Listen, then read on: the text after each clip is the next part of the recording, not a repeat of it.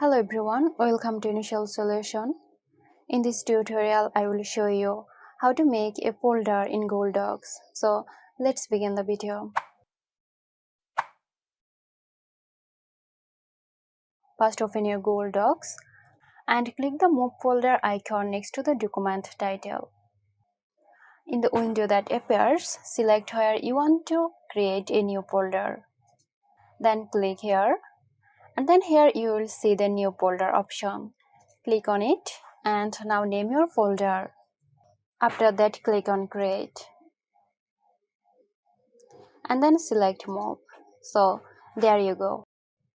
I hope this video helped you out. Stay tuned for more helpful tutorials here at Initial Solution. This video is sponsored by Zerosoft. Zerosoft offers graphic design, UI UX design, digital marketing and web development. Elevate your brand with Zerosoft today. For more details, check the description box.